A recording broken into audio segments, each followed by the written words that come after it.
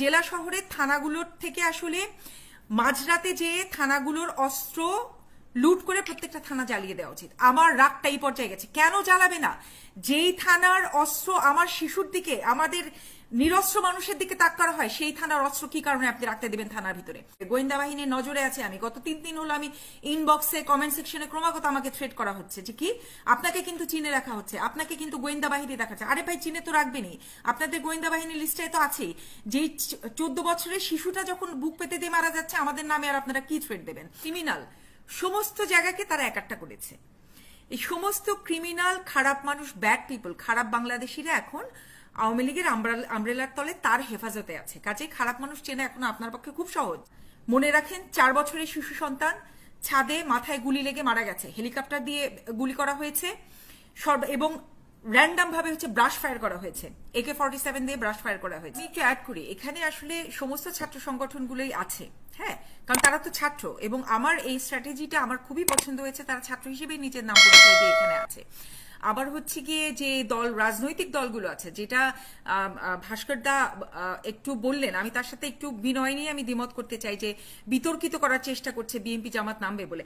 এখন বিএনপি জামাতের কথা আমি বাদ দিলাম। বিএনপি হচ্ছে বাংলাদেশের সবচেয়ে বড় বিরোধী দল।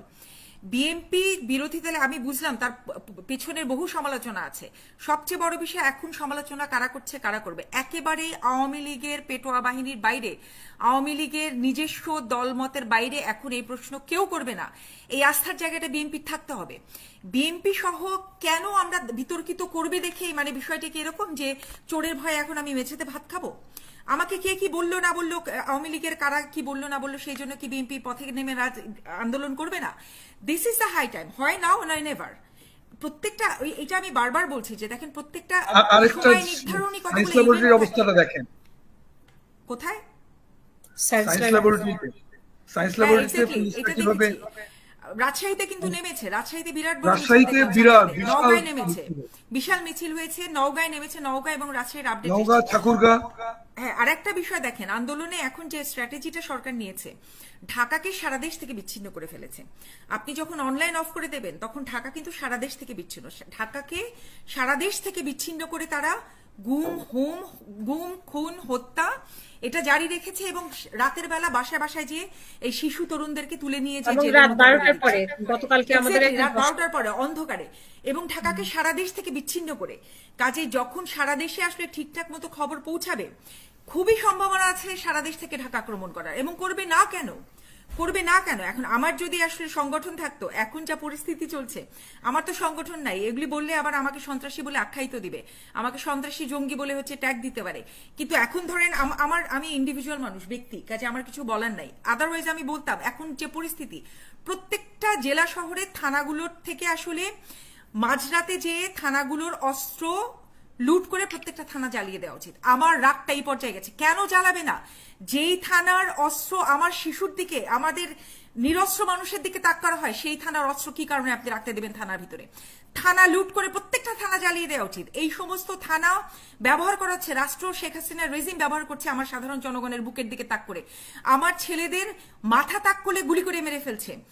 ঘিলু কয়েকটা অসংখ্য ভিডিও আপনি দেখবেন যে ঘিলু বের করে ফেলা, ঘিলু বের হয়ে যাচ্ছে, কলিজা বের হয়ে আসছে, মানে এটা আবার আমাদেরকে বলতেও দিবে না। আপনি নিষ্ঠুরতাটা দেখেন, তারা পুলিশ রেলিয়ে দিয়েছে সব ধরনের উস্কানি দিয়ে। যখন গিয়ে 6 জন ছাত্র মারা গেল, তারপরে শেখ হাসিনার যে বক্তব্য, ওবায়দুল কাদেরের যে বক্তব্য, আমি আপনাকে আমার ফেসবুক স্ট্যাটাস দেখাতে পারবো, আমি স্পষ্ট করে লিখেছি সমস্যাটা কি, এরা এরকম করে উস্কে দিচ্ছে কেন, এরা ইনস্টিগেট করছে কেন, খোঁচাচ্ছে কেন এই জিনিসটাকে খারাপ পরিস্থিতিতে যাওয়ার জন্য? কারণ তাদের বক্তব্য বলে কোনোটাই কোনো দায়িত্বশীল পদ পদবীর বক্তব্য না। প্রত্যেকটা বক্তব্যই দেখে নেব, আমাদের ছাত্র সমাজ, আমার ছাত্রলীগ দেখে নেবে, পুলিশ বাহিনী দেখে নেবে, কাউকে ছাড়বেন না।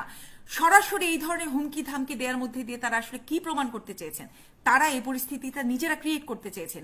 এটা একদম সুস্পষ্টভাবে যে তারা নিজেরা ক্রিয়েট করতে চেয়েছেন।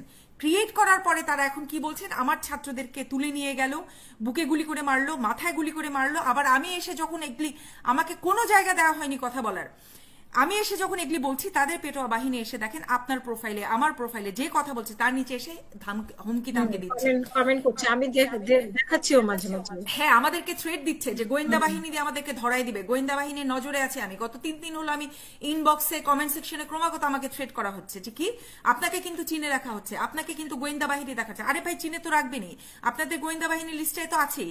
যেই 14 বছরের শিশুটা যখন বুক পেতে দিয়ে মারা যাচ্ছে, আমাদের নামে আর আপনারা কি থ্রেট দেবেন? তো এই থ্রেটে কি এখন আর মানুষ ভয় পায়? ভয় যে পায় না সেটা তো দেখাচ্ছি। যেটা কি আন্দোলন কিন্তু হচ্ছে, এটা ভাবার কিন্তু কোনো কারণ নাই যে আন্দোলন হয় নাই।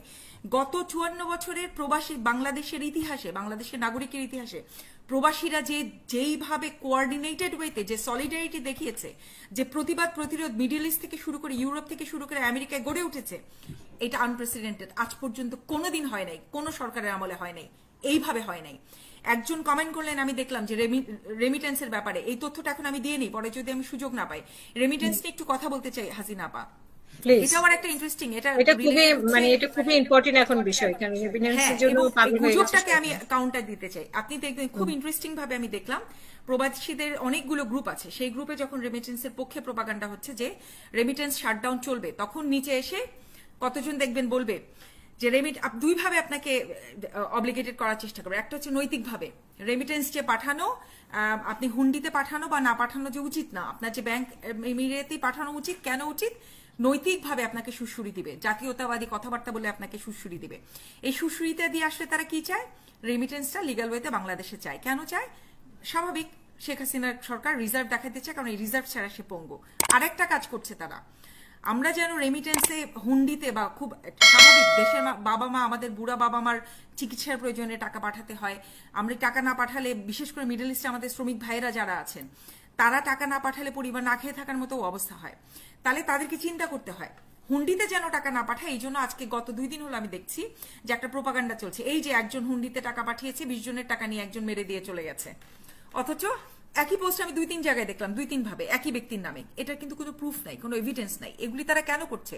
আমাদেরকে মোরালি ভেঙে দেওয়ার জন্য, প্রবাসী ভাইদেরকে মোরালি ভেঙে দেওয়ার জন্য। এবং আমরা জানো রেমিটেন্স আমাদের বন্ধ, এইটার চেয়ে কার্যকরী ইফেক্টিভ আপনি 3 দিনেই দেখবেন। পলকের কণ্ঠস্বর পাল্টে গেছে, শেখ হাসিনা কণ্ঠস্বর পাল্টে গেছে, তাদের মন্ত্রীদের কণ্ঠস্বর পাল্টে গেছে। এবং দেখলাম যে লাল গালিচা দিয়ে হচ্ছে গিয়ে সুলাইমান সুখন, মাশরাফি বিন মুর্তজা, এই সমস্ত আওয়ামী লীগ সরকার এনাবেলার যারা আছে, দালাল যারা আছেন, তারা হচ্ছে লাল গালিচা সংবর্ধনা দিচ্ছেন আমাদের প্রবাসী ভাইদেরকে। কেন করছেন? কেন এত কিছু? কারণ আপনার আমার রেমিটেন্সের টাকা সবচেয়ে জরুরি দরকার হচ্ছে শেখ হাসিনার। আমাদের রেমিটেন্সের টাকা ছাড়া শেখ হাসিনার সরকার 6 মাসও টিকবে না। আমরা যদি খালি 1 বছরের কমিটমেন্টটা দেখাতে পারি, ভুলে যান 1 বছর, 6 মাস যদি কমিটমেন্ট দেখাতে পারি, শেখ হাসিনা কেন, কোন সরকারের বাপের সাধ্য নেই সরকার চালায়। রাষ্ট্র বাংলাদেশে কোন সরকার চালাতে পারবে না রেমিটেন্সের টাকা ছাড়া। আচ্ছা, এখন হুন্ডিকে দেখেন, আমি যে কথাটা বারবার বলি, হুন্ডির অনেক ধরনের অর্থনৈতিক ব্যাখ্যা বিশ্লেষণ নিয়ে এখন অনেক ধরনের আওয়ামী ইকোনমিস্টরা খুব চাঙ্গা হয়ে গেছে, তারা খুব দেখাচ্ছে। আবার হুন্ডিকে কেন্দ্র করে অনেক ধরনের ফতোয়াও নিয়ে আসছে, ইসলামিক ফতোয়াও দেখলাম। এগুলি সব করছে হচ্ছে আমরা যেন লিগাল ওয়েতে টাকা পাঠাই। কেন করছে? তারা ভয় পেয়েছে। এটাই হচ্ছে ইন্ডিকেটর। তারা এত কনসার্ন কেন? তার মানে এটা কাজ করছে, এটা ইফেক্টিভ ওয়েতে কাজ করছে। এখন হুন্ডিতে যদি টাকা পাঠান খুব জরুরি ভিত্তিতে, আমার প্রস্তাবনা থাকবে যে টাকা পয়সাগুলো আপাতত নিজের প্রবাসের যে অ্যাকাউন্ট আছে ওখানে জমা করেন, পরে টাকা পাঠিয়েন দেশে লিগাল ওয়েতে। যদি একান্তই পাঠাতে হয়, হুন্ডিতে যদি আমরা টাকা পাঠাই, বিশ্বস্ত লোকের মাধ্যমে পাঠান। এবং অনেক ধরনের প্রসেস আছে, দেখবেন যে দেশে প্রচুর ছাত্ররা পড়াশোনা করে, তাদের হচ্ছে এই দেশে টাকার দরকার হয়, ছাত্রদেরকে টাকা দেন, সে দেশে আপনাকে টাকা পৌঁছে দেবে। এইভাবে ব্যবস্থা করেন আপনারা, মোদ্দা কথা বিশ্বস্ততা রেখে। এবং আমি দৃঢ়ভাবে বিশ্বাস করি, আমার বাংলাদেশের মানুষের উপর অবিচল আস্থা যে এই পরিস্থিতিতে একজন আর একজনকে ঠকাবে না। আর একটা ইনফরমেশন, একটু এটা খুব ইন্টারেস্টিং একটা ইনফরমেশন, এইটার সাথে সম্পর্কিত, এই জন্য বলি যে শেখ হাসিনার সরকার এখন দেখবেন ক্ষমতায় যারা আছে, আওয়ামী লীগ বলেন, পুলিশ মানে আমলা বলেন, পুলিশ বলেন, বা সমস্ত জায়গায় সারা বাংলাদেশের যত খারাপ মানুষ, যত মাফিয়া, যত ক্রিমিনাল, সমস্ত জায়গাকে তারা একাট্টা করেছে। এই সমস্ত ক্রিমিনাল, খারাপ মানুষ, ব্যাড পিপল, খারাপ বাংলাদেশিরা এখন আওয়ামী লীগের আমব্রেলার তলে তার হেফাজতে আছে। কাজেই খারাপ মানুষ চেনা এখন আপনার পক্ষে খুব সহজ। যারাই আওয়ামী লীগপন্থী কথাবার্তা বলছে, আপনি বুঝে যাবেন যে এই ঠান্ডাবাজ মানুষ ছাড়া এখন কেউ শেখ হাসিনার ছায়ার তলে নাই, আমব্রেলার তলে নাই। কাজেই মোটামুটি আপনি নিশ্চিত আমাদের প্রথম ছাকনিটা কিন্তু তৈরি হয়ে গেছে, যে শেখ হাসিনা আমরেলা তলায় মোটামুটি সমস্ত ধান্দাবাজ খারাপ মানুষগুলা যুক্ত হয়ে গেছে। তার বাইরে যারা আছে তার মধ্যে থেকে আপনি আস্থাশীল মানুষ খুঁজে নেন, আপনার টাকাটা দেশে পাঠান এবং রেমিটেন্স শাটডাউনে সর্বতভাবে অংশগ্রহণ করেন। আমি বলেছি, আমি আমার 5 বছর ধরে আমি রেমিটেন্সে আসলে আমি লিগাল ওয়েতে পাঠাই না, কারণ আমি অর্থনৈতিকভাবেই মনে করি যে আপনি যখন হুন্ডিতে পাঠাবেন, হুন্ডি আঞ্চলিক পর্যায়ে আপনার স্মল বিজনেস যেমন আঞ্চলিক অর্থনীতিকে শক্তিশালী করে, হুন্ডিকে যদি ফর্মালাইজ করা যেত, এই সরকার যদি মানে আমাদের রাষ্ট্র ব্যবস্থাগুলো তো আসলে ভালো না, তারা যদি ভালো থাকতো হুন্ডিকে ফর্মালাইজ করে দিত। হুন্ডিকে ফর্মালাইজ করে দিলেই এটা একটা ফর্মালাইজ প্রসেস। হ্যাঁ, এবং আমাদের রাষ্ট্র ব্যবস্থা যেহেতু খারাপ, তারা তো আসলে চায় যে টাকাটা এক জায়গায় কুক্ষিগত রাখতে। তাহলে রাখলে সুবিধা কি হয়, মুষ্টিমেয় অল্প কিছু লোকজনের, এই যে 200-500 লোক আছে, তাদের পক্ষে লুটেপুটে খাওয়া সহজ হয়। এইটা ছাড়া সেন্ট্রাল ব্যাংকে টাকা রিজার্ভ করা আর কোনো কারণ নেই। আমাকে যতই আপনারা ওই সমস্ত অর্থনৈতিক সোকল ফালতু অর্থনৈতিক ব্যাখ্যা বিশ্লেষণ করে দিতে আসেন, হান্ড্রেডস অফ কাউন্টার লিটারেচার আমি আপনাদেরকে দেখাইতে পারবো যে এইগুলি হচ্ছে গিয়ে বিশেষ করে বাংলাদেশের প্রেক্ষাপটে আরো বেশি হচ্ছে গিয়ে প্রতিষ্ঠিত, যে আপনি ন্যাশনাল ব্যাংকের রিজার্ভ রাখলে এই রিজার্ভটা এদেরই লুটে পুটে খাওয়া অনেক বেশি সুবিধাজনক হয়। আমি যখন হুন্ডিতে পাঠাচ্ছি, বিশেষ করে আরো হুন্ডি বড় বড় হুন্ডি যারা আছে তাদের দিয়ে পাঠিয়েন না। বিশ্বস্ত ছোট ছোট হুন্ডি, এলাকার হুন্ডি যদি আপনি ধরতে পারেন, আপনার টাকাটা সরাসরি এলাকায় হচ্ছে চলে যাবে। এলাকায় স্মল বিজনেসের মতো এলাকার আঞ্চলিক অর্থনীতিটা স্ট্রেনদেন হবে। এটা হচ্ছে কি হুন্ডির ইকোনমিক্যাল শক্তি, হুন্ডির থিওরিক্যাল আসপেক্টস হচ্ছে গিয়ে এইটা। আর তার বাইরে হচ্ছে গিয়ে আমি একদম বলতে চাই যে আন্দোলন মাঠে আছে, মাঠে ছিল, মাঠে থাকবে। এখন এই আন্দোলন হচ্ছে আসলে ছাত্রদের থেকে ছাত্র জনতা আন্দোলনে চলে গেছে। হ্যাঁ হ্যাঁ, definitely boycott remittance, shutdown remittance আরো বড় বিষয়।